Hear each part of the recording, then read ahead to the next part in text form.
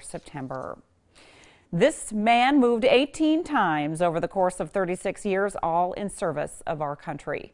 He began in small town Ohio and ended up in the great state of North Dakota. Renee Cooper introduces us to a retired three-star commissioned naval officer who told us he did it all for the love of his country. Imagine spending virtually 40 years on a boat with the U.S. Navy. 40-year career, that's not too common anymore, huh? Retired Vice Admiral Phil Wisecup didn't spend the entire time on the boat, but this would be a familiar sight for him after 36 years on active duty. I loved it. I loved going to sea. And you're right. I mean, we deployed many times to the Persian Gulf and the minefields and Desert Storm, fighting fires on John F. Kennedy. That's part of the job.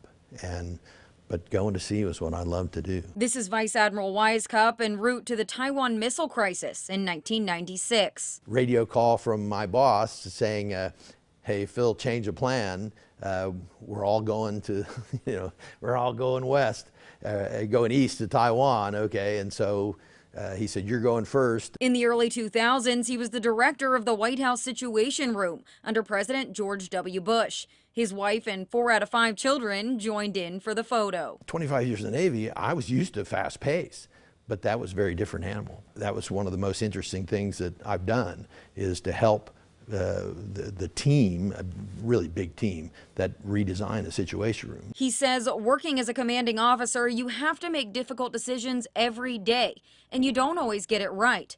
But Wisecup never questioned his position, his duties, or the institution he worked for all those years. Be on a bridge wing of a ship at sea is challenging and very fulfilling. Renee Cooper, KX News. Since retiring from active duty a few years ago, Wisecup has been working as the Vice Chancellor of Strategy for state universities.